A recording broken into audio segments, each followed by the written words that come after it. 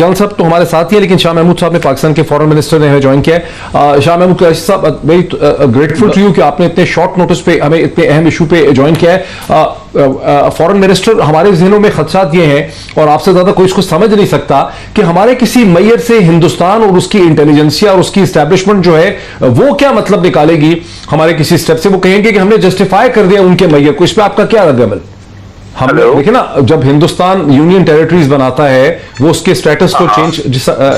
शाह साहब, मेरे कहने का मतलब यह है कि जिस तरह से हिंदुस्तान ने 1948 के बाद बतदरीज रियासत जम्मू और कश्मीर के स्टेटस में तब्दीलियां की और अगस्त 2019 में बाकायदा यूनियन टेरिटरीज क्रिएट कर दी, अगर हम यहां पर प्रोविंशियल स्टेटस देंगे तो हिंदुस्तान कहेगा कि लो बिस्मिल्लाह, पाकिस्तान ने भी वही किया, फर्क क्या रह गया?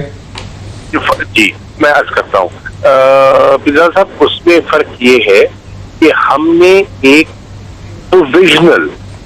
प्रोविजनल स्टेटस देने की हमने एक उस पर हमारी मशावरत जारी है, क्योंकि हमारे इल्म में है कि एक तो लोगों का ये दरीना मुतालबा भी है, ख्वाहिश भी है कि उनका अपना तशख़्ख़ुस होना चाहिए। न तो हमारे इल्म में ये भी है कि कुछ कुव्वतें हैं जो उस इलाके में सब नेशनलिज्म को हवा दे रही है, और वहां जानते हुए उस खित्ते की, उस इलाके की अहमियत को जानते हुए, क्योंकि सीपैक के साथ भी उसकी कितनी जो अहमियत है, आबादियत है, तो वहां वो मामलात को बिगाड़ने की कोशिश कर रहे हैं। हमने इस पर एक मशावरत की है और इस पे हम जो भी फैसला करेंगे उसमें बुनियादी जो हमारा असूल है कि हमारा जो तारीखी मौक़िफ़ है कश्मीर पे, उसको आँच ना आए। हम उस पर कॉम्प्रोमाइज करने के लिए तैयार नहीं है। इसलिए हम जो आज़ाद कश्मीर की क़यादत है उनसे भी मशावरत कर रहे हैं, जो दीगर सियासी जमातें हैं, ताकि इस पर एक नेशनल कंसेंसस हो, इत्तेफाक राय हो, उनसे भी मशावरत कर रहे हैं। तो हमें इन सब चीज़ों को सामने रखना है। आपके इल्म में होगा कि नवाज शरीफ साहब की जो हुकूमत थी तो उन्होंने सरताज अजीज साहब की सरबराही में एक कमेटी तश्कील की थी। उस कमेटी की जो रिपोर्ट है उसको भी हमने सामने रखा है।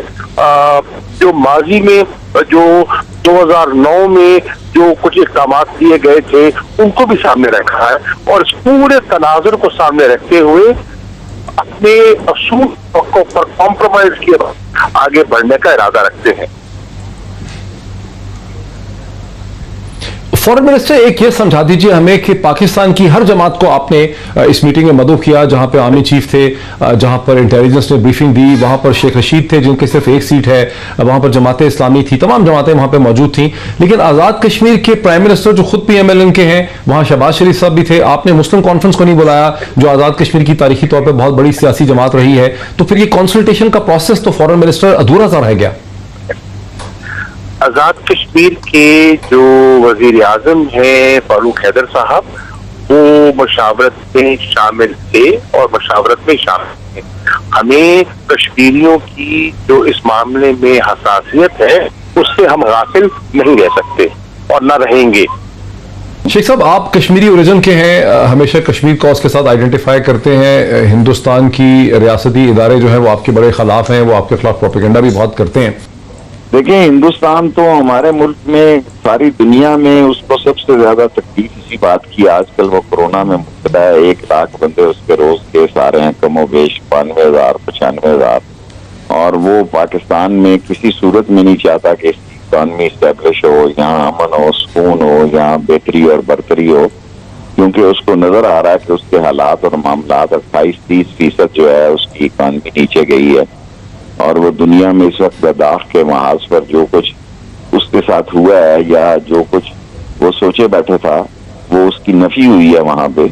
तो ऐसे आलम में वो पाकिस्तान के बारे में तो कोई इतनी मुस्बत सोच नहीं रखता, और जिस तरह नवाज शरीफ की तकरीर को उन्होंने उछाला है और अहमियत दी है इसलिए कि वो फौज के खिलाफ बयानिया था, वो इस बात की रमाजी करता है कि वो पाकिस्तान के बारे में बड़ी सख्त तल्ख और तुर्श सोच रखते हैं, तो जिसके लिए हमें हर वक्त तैयार रहना चाहिए। लेकिन शेख साहब, आखिरी मेरा आपसे सवाल है कि कुछ लोग ये भी महसूस करते हैं कि अगर हम इनको सूबों में कन्वर्ट कर देंगे तो दर हकीकत बैनुल-अक़वामी तौर पर हम हिंदुस्तान के मौक़िफ़ की तायद करेंगे कि भाई इनको एब्जॉर्ब कर लें, इंटीग्रेट कर लें, मसले को ख़त्म करें, लेट्स मूव फॉरवर्ड। तो हम उस डायरेक्शन में जा रहे हैं क्या, ना चाहते हुए भी हिंदुस्तान के दबाव में? ये बैनुल-अक़वामी दबाव है हमारे ऊपर। देखिए, सी पैक का महवर गिलगित बल्तिस्तान है। दुनिया ने जिस तरह खासतौर अमेरिका समेत इस वक्त सी पैक के खिलाफ दबाव बढ़ाया है, और जिस तरह इंडिया लगा हुआ है, जिस तरह ऑस्ट्रेलिया, जिस तरह ब्रिटेन, जिस तरह कनाडा, सी पैक के खिलाफ एक इंटरनेशनल माहौल बनाया जा रहा है। ऐसे आलम में जिस वक्त सी पैक के खिलाफ सारी दुनिया एक माहौल बनाने के मूड में है, ऐसे आलम में गिलगित बल्तिस्तान जो कि सी पैक का महवर है, मरकज शकल है, उसको इग्नोर नहीं किया जा सकता। और इस मसले में अब देखना है कि दुनिया की सियासत भी बदलने जा रही है, और दुनिया में इंटरनेशनली अब 4 नवंबर के बाद, अमेरिकन इलेक्शन के बाद सूरत हाल और मजीद वाज़े होगी कि दुनिया किस समझ जाती है। जिस तरह चीन और अमेरिकन आमने सामने है, हमने चीन के साथ खड़े होना है, हमने चीन का साथ देना है।